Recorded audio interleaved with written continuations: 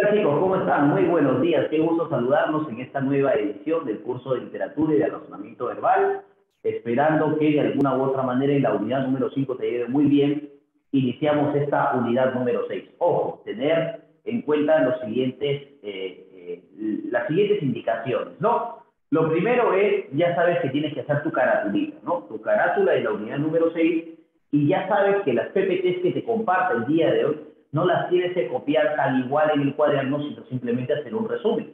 ¿Correcto? Si tienes alguna pregunta o consulta dentro de la clase que te voy a colocar, por favor me haces la pregunta por el Facebook, perdón, por el Facebook, no, por el canal de YouTube, o de repente puedes hacer tu pregunta por el Classroom. ¿Correcto? También. Otra cosa fundamental, ¿no es cierto?, e importante, es, considerando que estamos en la unidad número 6, he visto que según la calendarización, ¿no es cierto?, tenemos solamente 2 semanas de clase. Después sigue el repaso del MIT y después sigue ya el examen. No sé si eso lo van a modificar o se va a quedar así, depende mucho de eso. Yo tengo aquí el cronograma, pero bueno, ya depende mucho de los coordinadores y de los directores del colegio. ¿Chicos? Bueno, te hago recordar que estamos trabajando dos vertientes, dos vertientes o dos asignaturas, ¿no?, del conocimiento. Estamos desarrollando literatura peruana dentro del aspecto cronológico histórico y estamos también desarrollando lo que es razonamiento verbal a través de la comprensión de textos y algunos ejercicios que tienen que ver con vínculos semánticos.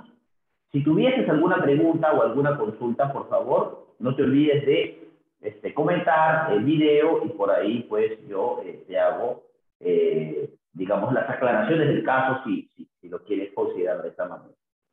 Chicos, para hablar del tema del día de hoy, ¿no?, hay que señalar los siguientes antecedentes, ¿no?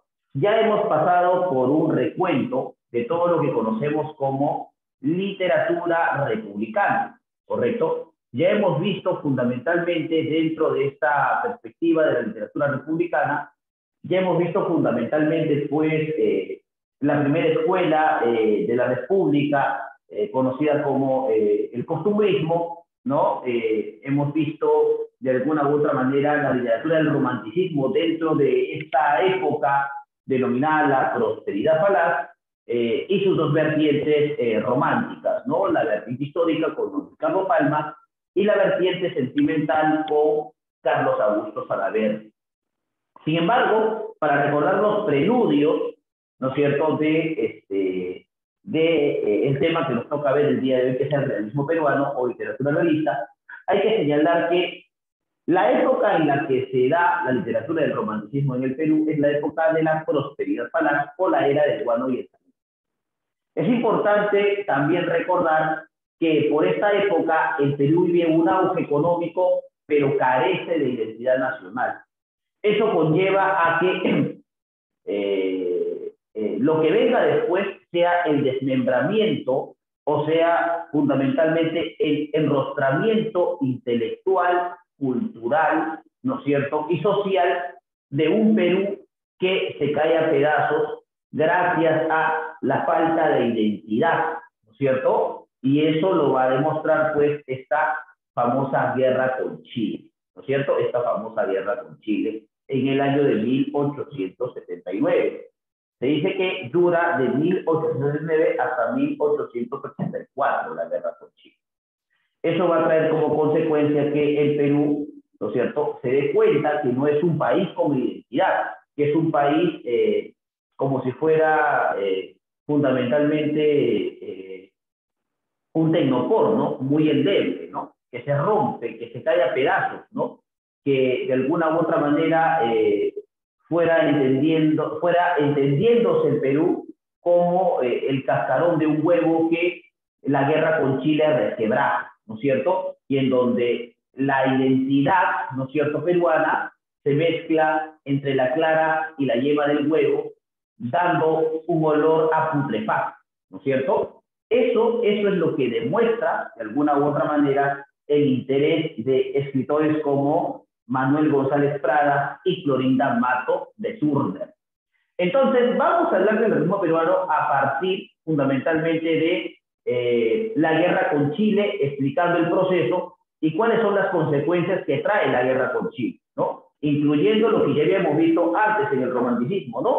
Por ejemplo, la quema de la casa de don Ricardo Palma, que trae como consecuencia que se pierda una de sus novelas más importantes que se iban a publicar, que eran Los Marañones, ¿no? Pero bueno, eso ya lo hemos contado en las clases anteriores, ¿no? Ahora toca ver el realismo, de dónde surge el realismo, de dónde proviene la literatura realista, ¿no es cierto? Y cómo llega al Perú. ¿Qué autores repercuten, o mejor dicho, qué autores influencian a los escritores de la literatura peruana realista y qué temas va a tocar el realismo peruano? Eso y otras cosas más vamos a ver o vamos a analizar el día de hoy, ¿correcto? Entonces, para hablar de la literatura realista, hay que basarnos fundamentalmente en la idea, ¿no es cierto?, de las consecuencias que trae la guerra con Chile, ¿no es cierto? Las consecuencias que trae la guerra con Chile. Para ello, es importante manifestar lo siguiente. La guerra con Chile, una guerra que dura 5 años, trae como consecuencia fundamental, ¿no es cierto?, el deterioro de la Biblioteca Nacional, el deterioro fundamentalmente de las instituciones públicas del Estado, como el gobierno, y de alguna u otra manera las condiciones de la milicia peruana, ¿no? La falta de identidad, pero aún más, ¿no es cierto?, hay un deterioro del sentido de patria o del sentido republicano. Teníamos en el año de 1879 más de 50 años de república. Sin embargo, no habíamos, digamos, determinado o no habíamos sabido responder a esas necesidades de ser una verdadera nación. El problema fundamental recae en la lucha por la libertad a través de los caudillos y que el sistema militar peruano carecía de identidad porque aún pervivían en las instituciones militares del caudillismo. Un acto anecdótico es que cuando a muchos de los soldados peruanos se los capturaban o eran capturados por las tropas chilenas, ¿no es cierto? Cuando los interrogaban le preguntaban por quién peleaban, ¿no? Y muchos decían, yo peleo por el caudillo, ¿no? Yo peleo por Francisco Borosnexi, yo peleo por Alfonso Ugarte, yo lucho mano a mano con Miguel Grau, pero nadie decía, pues fundamentalmente yo lucho por el Perú, ¿no? El problema de la identidad peruana hizo que Chile no solamente arrase con nuestras bibliotecas, arrase con nuestras casas, arrase con nuestra ciudad, sino que también arrase con nuestra identidad. La guerra con Chile hizo sacar lo peor que había surgido en, de alguna u otra manera, ese lugar llamado Perú republicano.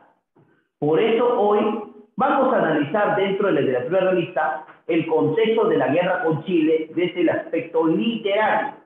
De hecho, escritores como Manuel González Prada o Clorinda Mato de Turner van a citar la guerra con Chile como un espectáculo, digamos, que cala en la identidad peruana y que además es un espectáculo que resquebraja o quiebra fundamentalmente la institución republicana en el Perú.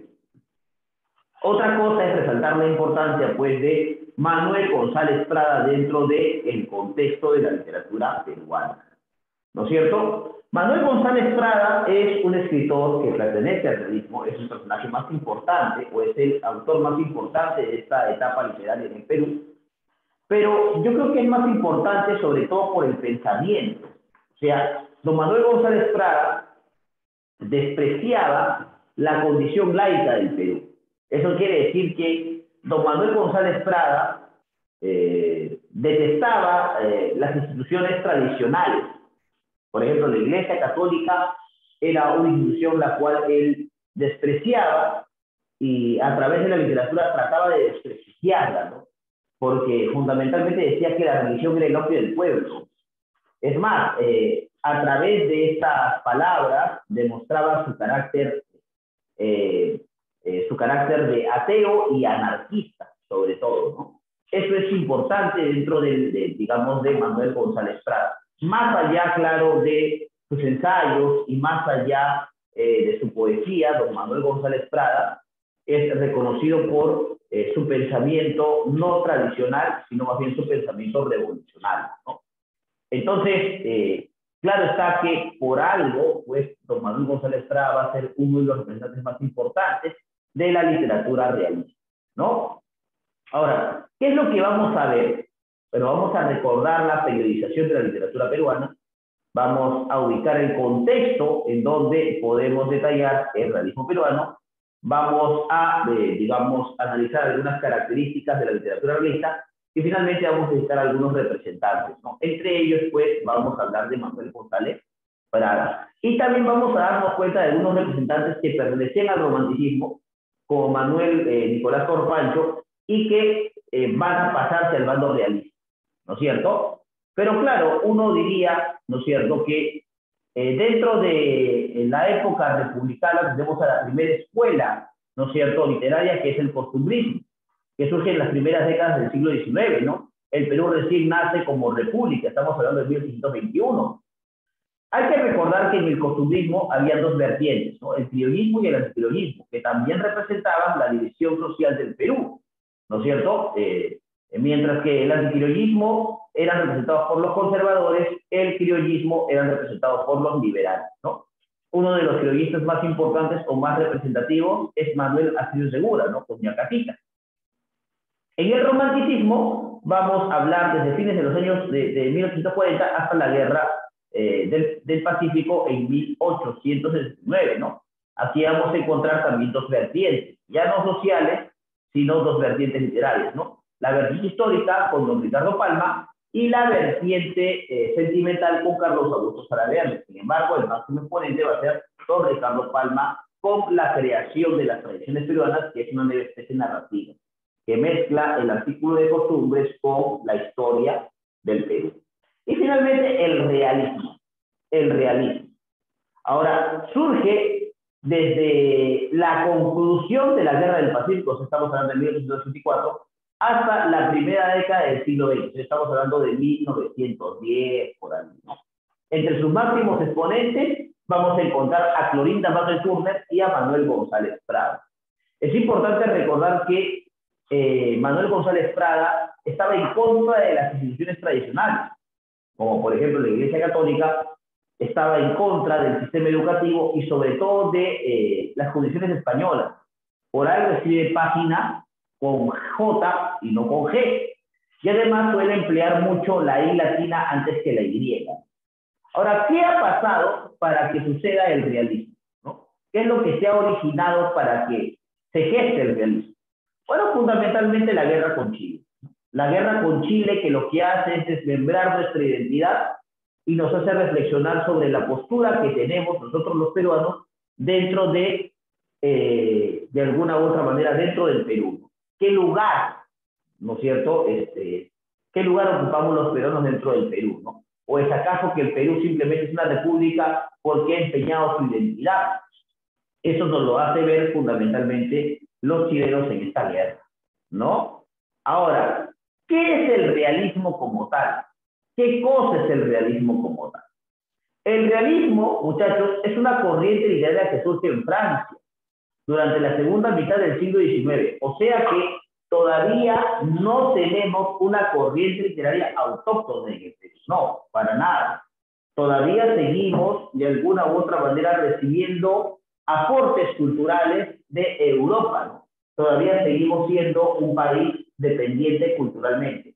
Tal vez independiente, entre comillas, o republicano en el papel, pero dependiente culturalmente, ¿no? Entre 1850 a 1899, como respuesta racional al sentimentalismo romántico. De hecho, surge el realismo en oposición al romanticismo. Si en el realismo, por ejemplo, los sentimientos se sobreponían a la razón, en el realismo la razón se va a sobreponer a los sentimientos, ¿no es cierto? Entonces, es importante recordar, por ejemplo, que el realismo enfoca los procesos históricos tal y como son, los analiza, los reflexiona y los critica, ¿no es cierto? ¿En forma de qué o en consideración de qué? De una corrección evidente, ¿no? El realismo surge en el Perú ¿no es cierto?, tras la guerra con Chile. La guerra con Chile, que lo que hace es hacernos ver que el Perú, como decía don Manuel González Estrada, es todavía un organismo enfermo, ¿no?, que donde se pone el dedo brota la pus. Es un país donde no tenemos identidad nacional, donde fundamentalmente vivimos desmembrados, ¿no es cierto? Desmembrados como el Túpac Amaru de la emancipación, ¿no es cierto? El objetivo no se ha cumplido porque sigue habiendo clases sociales postergadas. En ese caso, el indio todavía sigue siendo una clase postergada.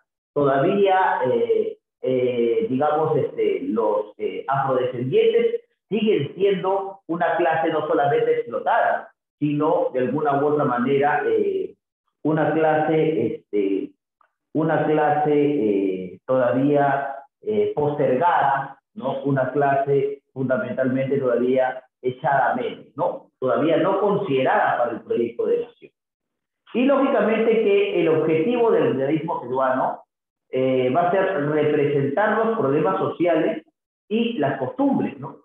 Va a existir, pues, dentro de esta perspectiva, una condición crítica porque se busca corregir. ¿Qué hemos hecho mal antes y qué es lo que deberíamos hacer ahora, no? La literatura realista lo que busca es corregir para que haya un cambio efectivo de la realidad. ¿Qué es lo que debe haber? El Perú ha gozado de una riqueza importante, pero no lo ha invertido en educación, no lo ha invertido en salud, no lo ha invertido fundamentalmente en la milicia. Por eso es que los chilenos arrasaron con nosotros en 5 años solamente. En 5 años. Entonces, el realismo llega al Perú para analizar esos procesos de la falta de identidad, esos procesos de la bifurcación social, esos procesos fundamentalmente de la carencia cultural, esos procesos de la falta de identidad. El realismo que llega al Perú es una copia del que existía ya en Francia, por ejemplo, ¿no? Si bien llega con cierta tardanza, recordemos que en Francia se inicia en 1850 en adelante, en el Perú se pone de moda hacia 1884, o sea, después de la guerra con Chile, para constatar la grave crisis que atravesaba nuestra sociedad de posguerra, ¿no? ¿Qué pasó? Fundamentalmente uno, después de perder una guerra, siempre se pone a pensar en qué pasó. ¿Qué pasó para que los peruanos perdiéramos la guerra?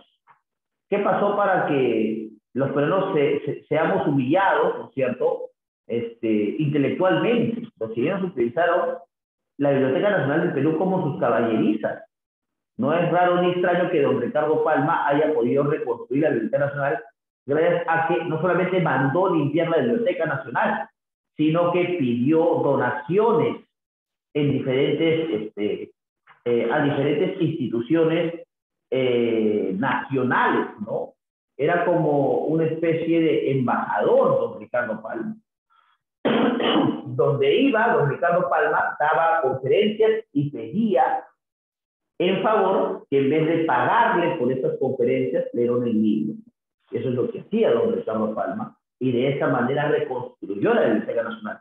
Pero hay muchos monumentos que los que los chilenos saquearon, y también definitivamente se llevaron a su país como reliquias, ¿no?, de guerra. Uno de estos casos es el monitor Huáscar, ¿no?, que es fundamentalmente digamos, el barco digamos que capitaneaba don Miguel Grau Seminario, ¿no?, pero que los chilenos lo tienen como un trofeo de guerra, ¿no?, fundamentalmente.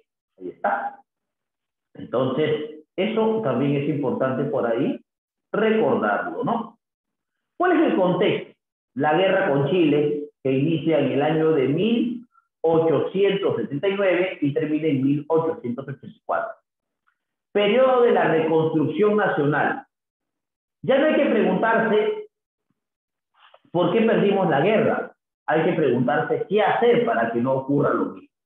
Por eso, el periodo de la reconstrucción nacional es el periodo de la posguerra, 1884 a 1895.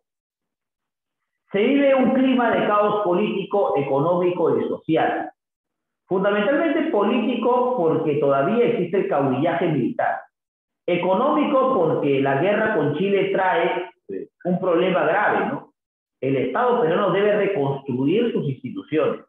Y no solamente sus instituciones de manera, desde el aspecto de infraestructura, sino también desde el aspecto de identidad. Y social, los peruanos nos damos cuenta, o por fin nos dimos cuenta, que habían sectores sociales que habían sido aplazados durante años, ¿no? En este caso los indígenas y también los afrodescendientes. ¿Cómo construir una nueva nación si lamentablemente no tenemos identidad? ¿Cómo construir una nación si todavía hay clases que son postergadas? Entonces, la idea del realismo es evidenciar eso que tenemos pendiente y qué debemos hacer para mejorar. ¿Correcto? Se afianza el sentimiento nacionalista y el Perú se reconstruye de la derrota que sufrió. Es interesante analizar la guerra con Chile, y seguramente eso lo vas a ver en historia, porque en la guerra con Chile no solamente pelearon caudillos, militares, héroes entregados de alguna u otra manera a luchar por la patria, ¿no? En el caso, por ejemplo, de Francisco Bolognesi, ¿no? Tirándose fundamentalmente el Morro de Arica para salvar su bandera, sino que podemos ver fundamentalmente que todavía existía división o lucha de intereses, ¿no? Algo que va a seguir a lo largo de toda la historia republicana. Entonces, si bien es cierto, hubieron caudillos militares importantes, héroes del Perú, también existieron los héroes que lucharon por beneficio propio, ¿no? Y que la historia los ha ensalzado simplemente para tener esa voluntad identitaria, ¿no? Su imagen representa la identidad del Perú, pero ha sido una identidad que ha sido construida por años, ¿no? Pero que en realidad uno viendo o analizando racionalmente por qué hicieron esto, es fundamentalmente porque a su alrededor no tenían más personas como ellos. Por eso los héroes resaltan de un colectivo, ¿no? Porque hacen cosas que el resto no hace. ¿Cómo reconstruir una identidad nacional? A través de la inclusión, a través del derrocamiento de las instituciones tradicionales, como la Iglesia Católica, por ejemplo, ¿no? Y fundamentalmente mejorar la educación del país, ¿no? Eso es la idea importante. Mira, ¿cuáles son las características del realismo peruano? Visión crítica del pasado, ¿no? Hay una visión crítica del pasado. Se centra en el presente, ¿no? ¿Qué es lo que estamos viviendo y qué es lo que debemos mejorar a futuro? Fuerte nacionalismo. Hay que recuperar la identidad nacional. Concepción racional de la realidad. Vivimos en una crisis, pero lo importante es recuperarla. Hay una crítica social, claro, porque fundamentalmente hemos vivido una época de apogeo económico, pero no de apogeo identitario. Destacan el ensayo y la narrativa. Van a destacar el ensayo y la narrativa, ¿no? Van a destacar libros como Páginas Libres o como Avecindio de Florinda Mato de Turno. La política y la literatura se distancian, ¿correcto? No van de la mano, la política y la literatura. Para nada. No era como en el caso de el romanticismo o el costumbrismo, ¿no? O la literatura de la emancipación, que la literatura y la política iban de la mano, ¿ya no? Surge el indianismo.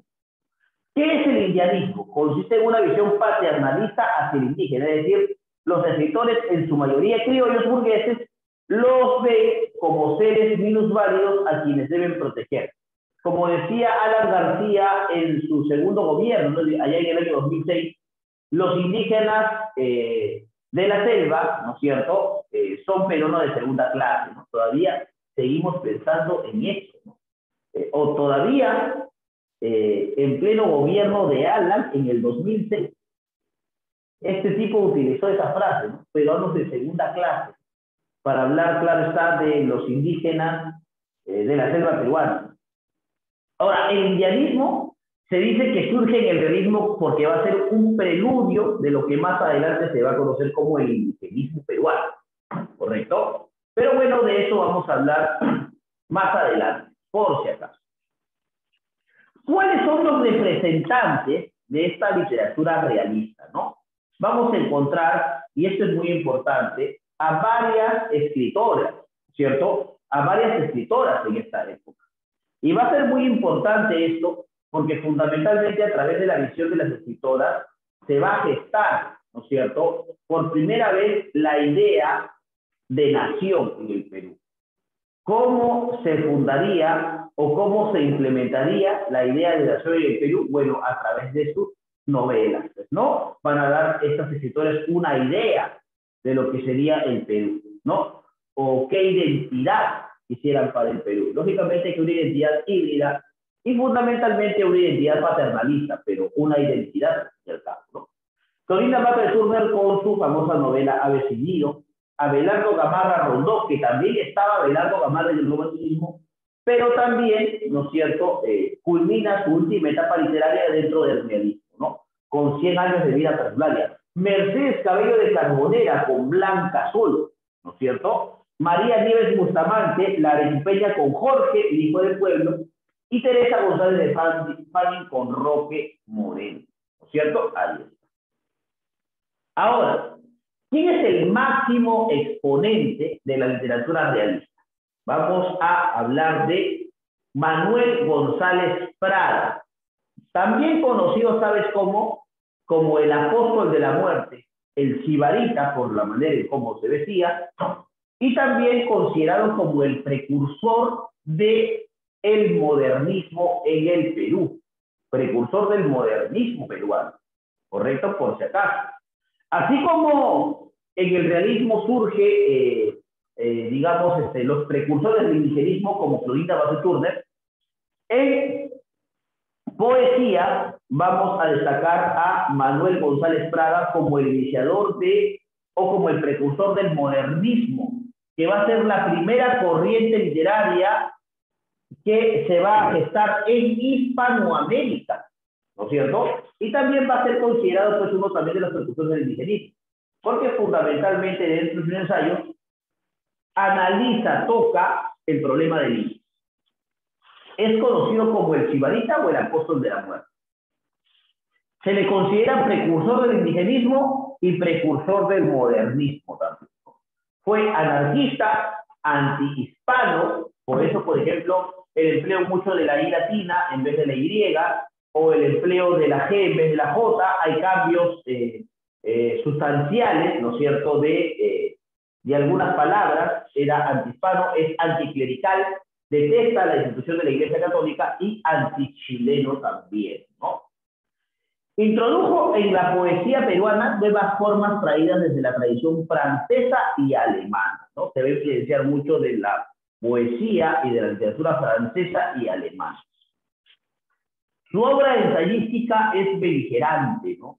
Es fundamentalmente, es crítica, es chocante, ¿no? Es una obra de denuncia, ¿no? Es antichilena y rompe con las convenciones impuestas por España, ¿ves?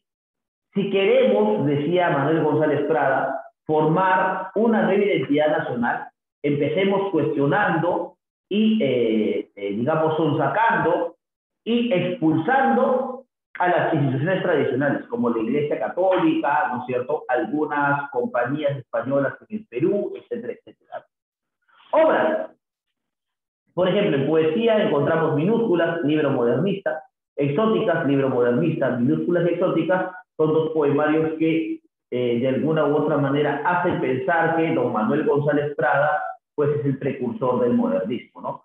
Presbiterianas, poemas anticlericales y baladas peruanas, ¿no? Poemas indigenistas.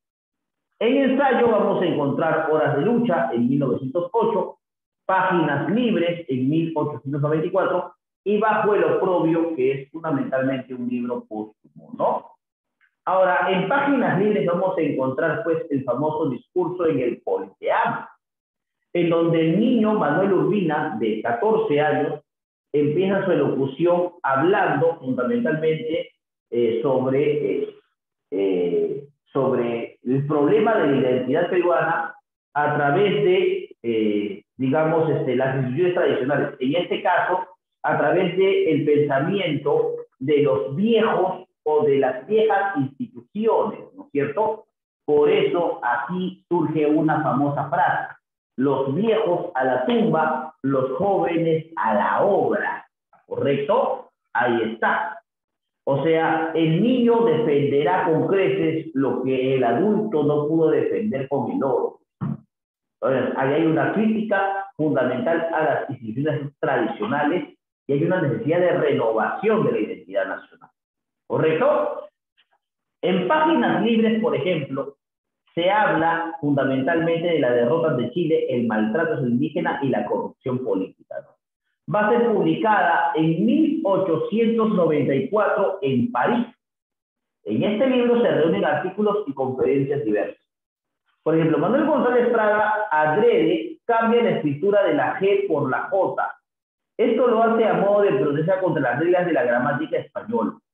Por ello prosigue las reglas de la gramática americana postuladas por Andrés Bello, ¿no? A esta se llama escritura ortofonética, ¿no? Ahí está. Páginas Libres, que con J, ¿no? Y horas de lucha. Ahí está. Excelente. Eso es lo que teníamos que ver dentro de la teoría del realismo peruano. Pero ahí no acaba el asunto, por si acaso, porque hay que desarrollar los ejercicios del libro. Entonces, veamos. Mira, acá características, acá sus obras y algunas cosas de Páginas Libres. Mira. Con su actitud renovadora e inconforme, González Prada llegó a proponer una nueva ortografía para el castellano. Por ello, como era antihispano, como ya te había explicado, por ejemplo, su obra cumbre se titula Páginas Libres, ¿no? Cambia la G por la J. Este libro, publicado en 1894, contiene 20 textos sobre temas diversos, entre estudios, ensayos, artículos y discursos. El título hace alusión a la naturaleza librepensadora del autor.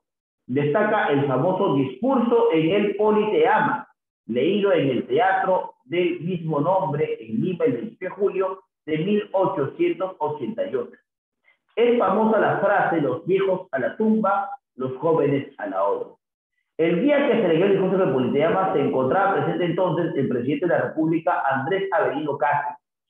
Fue leído por el joven estudiante de origen ecuatoriano Manuel Urbina. ¿Correcto?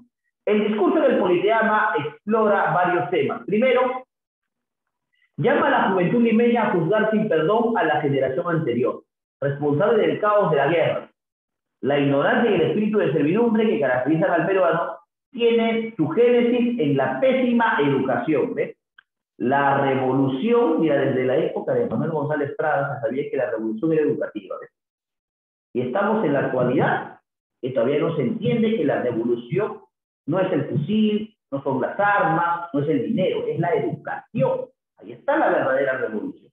¿Correcto? Lo decía Manuel González Prada, mira, lo decimos ahora, ¿no? Y tanto tiempo ha pasado, ¿no?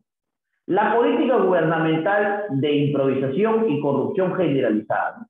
Justifica el odio hacia el enemigo chileno, odio o antichilenismo, eso es importante, y llama a la juventud a aprovechar dicho odio para la superación, ¿no? Ahí está. Eso también es importante.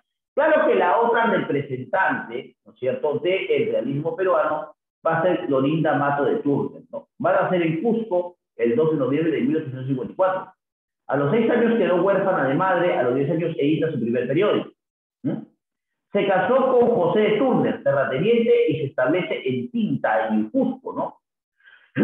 Al morir su esposo en 1881 y al ver la rutina de sus negocios, viaja a Lima, ¿no? Eso quiere decir que como se va a la ruina, vende las cosas y se va a Lima. Ahí conoce en las tertulias literarias a don Manuel González Prada, que elogia, claro, está sus escritos, ¿no? Aquí la nueva generación de bohemios, encabezados por González Prada, reconoce su talento, la acogen y la escritora empieza a brillar con luz propia. Después de algunas conferencias, la autora llega a la consagración con la obra Imazuma, obra teatral. Visitó Europa y lo plasmó en su obra Viaje de Recreo. Va a fallecer en 1909. ¿Correcto? Cuando Clorinda Mato de Turner publicó su novela Ave sin nido, en 1889, causó escándalos y encendidas protestas. ¿Sabes por qué? Porque en Aves sin Nido se habla de la historia de la familia Marín, sobre todo de Lucía Marín, una niña que había sido criada, ¿no es cierto? Y que había sido, digamos, que había sido adoptada por dicha familia, pero que en realidad era hija de una indígena y un cura. En realidad, ¿no es cierto?, la madre, ¿no es cierto?, de Lucía Marín, ¿no es cierto?, era criada de la familia Marín. Claro que al nacer, ¿no es cierto?, la criada va a morir y la familia va a adoptarla. Pero claro, era digamos, era producto, Lucía Marín, de un amor furtivo o de un amor de alguna u otra manera inaceptable entre el cura del pueblo y una indígena. Imagínense para la época, digamos, poner a un cura en esas circunstancias era una afrenta. Pero hay que entender que los realistas lo que querían hacer era desmembrar las instituciones tradicionales, criticarlas y también además destacar de alguna u otra manera la renovación del espíritu nacional, no, digamos, gestionando, creando nuevas instituciones, importantes instituciones, ¿no? Y lógicamente que exterminando a las viejas que no han llevado al Perú a un buen camino, ¿no? Entonces, causó escándalos y encendidas fronteras. El título se refiere a dos enamorados de origen indígena, Manuel y Margarita, que se ven impedidos de realizar su amor al descubrir que son hermanos. Han sido engendrados en dos indias por el cura de la aldea Quilla, donde ambos viven. Aves sin Nido muestra al indio en su verdad, huérfano y pobre, víctima de las autoridades civiles y eclesiásticas. Por eso en Aves sin Nido se da una visión paternalista del indígena. Ahí surge la idea de que el indio nace bueno y la sociedad lo corrompe. Y además la historia de Margarita y Manuel, ¿cierto? Dos jóvenes que son hermanos, pero que ellos no lo saben hasta el final, ¿no? Y Lucía Marín, que es fundamentalmente, no era Lucía Marín la hija de el indígena y el cura, sino era Margarita, por si acaso. ¿Ya? ¿Listo, muchachos? ¿Qué es el realismo? Ya sabemos, es una corriente europea, literaria europea, que surge pues en Francia y en Alemania y que llega al Perú hacia el año de 1884, ¿no? Con 40 años de retraso. Factores que determinaron el realismo. Primero, la crisis del gobierno, la guerra con Chile y fundamentalmente también la falta de identidad nacional. Tema del discurso del Politeama, por ejemplo, crítica hacia la sociedad, antichilenismo, reivindicación del indio, ¿no es cierto?, antihispanismo, anticlericalismo. Por eso es que Manuel González Prada fue precursor. Bueno, precursor del modernismo y precursor del indigenismo, ¿no? Ahí está, por si acaso. Miren por acá. Miren por acá. Completemos el siguiente cuadro. Dice, Florinda simpatizó con el presidente, razón por la cual sufrió injustas acusaciones. Claro, simpatizó con el presidente, ¿qué? Con el presidente Castilla, pues, con Castilla. Claro, por eso es que a Avelino Cáceres no la apoyaba. Minúsculas exóticas pertenecen a González Prada, ¿no? Definitivamente. González Prada.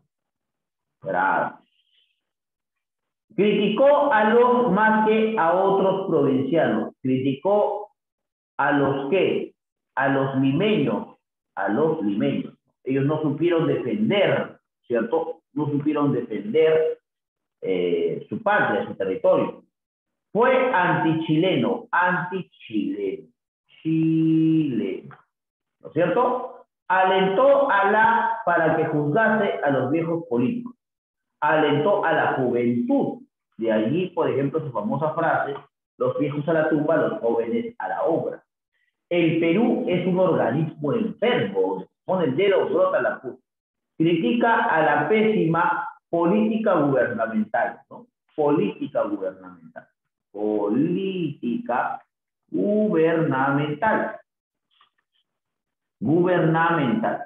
¿correcto? Ahí está. Y finalmente responsabilizó a la generación anterior ¿por el qué? Por el fracaso en la guerra con Chile. Por el fracaso en la guerra con Chile, ¿no? Ya sabes, ¿ah? Listo, ahora sí vamos a marcar las alternativas correctas. González Prada, a través de Páginas Libres, nos demuestra que su indignación por la derrota, su reclamo ante la dictadura, su rechazo por los chilenos, su rebeldía ante lo español o su admiración por el indio. Nos demuestra que, en Páginas Libres nos demuestra su indignación por la derrota, sí, su indignación por la derrota, su rechazo por los chilenos. Yo creo que su rechazo por los chilenos era antichileno. Manuel González Prada fue precursor de qué? Fue precursor del indigenismo, también del modernismo. El realismo se basó en qué? Se basó fundamentalmente en el positivismo. En el positivismo. No es obra de González Prada. Baladas peruanas. Me parece que baladas peruanas, a ver, vamos a ver, baladas peruanas. Ah, no, sí, baladas peruanas sí tenemos. Minúsculas, presbiterianas, exóticas, grafitos, horas de oprobio, propaganda y ataque, anarquía, el tonel de Diógenes, Páginas Libres. A ver. Baladas peruanas, exóticas, sí. Grafitos, sí. Exóticas también, minúsculas, armonías,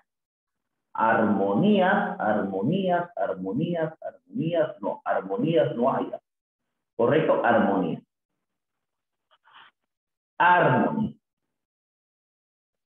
Pertenecen al realismo peruano Clorinda Mato de Turner y Manuel González Prada. ¿No es cierto? A ver, Clorinda Mato y Mercedes Cabello también. Clorinda Mato y Mercedes Cabello de Carbonera. Ya está, ya sabes. Características del realismo. ¿Qué características tiene el realismo? Bueno, fundamentalmente racionalismo. Es racionalismo. Racionalismo. Ahí está. Racionalista. Búsqueda de la libertad, eso es el romanticismo. Por si acaso. ¿Correcto? Porque no me deja colocar bien eso. Ya está. Protagonistas de Aves sin Nido. Bueno, Manuel y Margarita. Pues. Manuel y Margarita. Ahí está. Manuel y Margarita. González Prada utilizó para desarrollar su propaganda política el ensayo para realizar su propaganda política. ¿Está? Obra ajena a Clorinda Mato Turner. Índole, claro, herencia y Masuma Viaje de Herrero, Páginas Libres. Es de González Prada, no de Clorinda Mato. No corresponde a González Prada. Antichileno sí, antilimeño sí, anticlerical sí, antisocialista no creo, antiespañol sí. No es antisocialista. Ahí está. Perfecto. Listo, muchachos, y eso era todo lo que teníamos que hacer el día de hoy con respecto a literatura. Con respecto a literatura. Pero, todavía nos falta trabajar y analizar, ¿no es cierto? Nos falta trabajar y analizar razonamiento verbal, ¿no es cierto? La vez pasada habíamos estado desarrollando, fundamentalmente que me parece, mal no me equivoco, habíamos desarrollado, creo que comprensión de lectura, ¿no? Comprensión de lectura, jerarquía textual, me parece, ¿ves? Clasificación de los textos, término excluido, ¿no? Series verbales y término excluido, digamos. Sí, perfecto. Series verbales y término excluido. Nos falta desarrollar entonces la clasificación de los textos según su contenido. ¿No? Acá, por ejemplo, ¿no? Narrativo, argumentativo, expositivo. A ver. Dice el texto número 1, te voy a dar con el texto número 1 y el texto número 2. Ya el texto número 3 y 4, ya tú lo vas a hacer. ¿Correcto? A ver, mejor dicho, Texto número 1, no. Texto número 2, cebolloso. ¿Qué pasó? Dice, ¿no?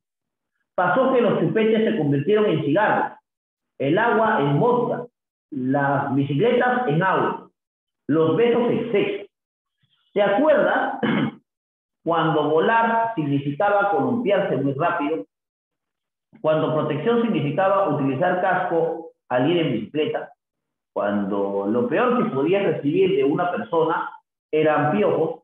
Cuando solo amábamos a nuestros padres. Los hombros de papá eran el lugar más alto del mundo y mamá era una heroína. Tu peor enemigo era tu hermano. Jaja.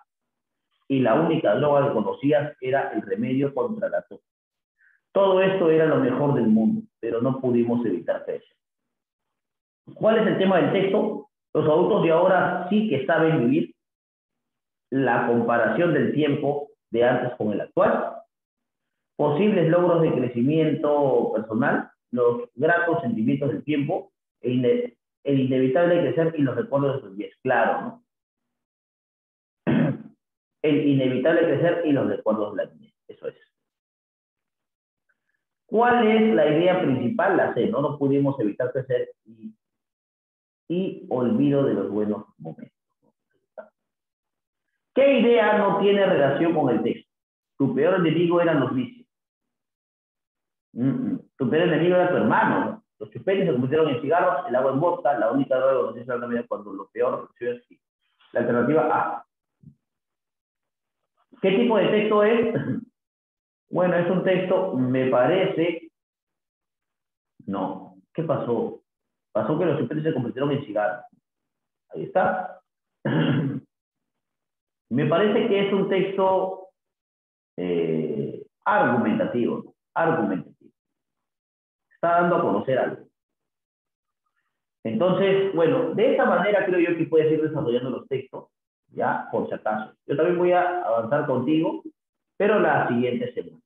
Chicos, gracias por la atención prestada. Cuídense mucho, por favor, hagan sus tareas, hagan las fichas que te voy a mandar ahora, y ya nos vemos la siguiente semana en otra edición del curso de literatura y de razonamiento verbal. Chao, chao, cuídense, nos vemos.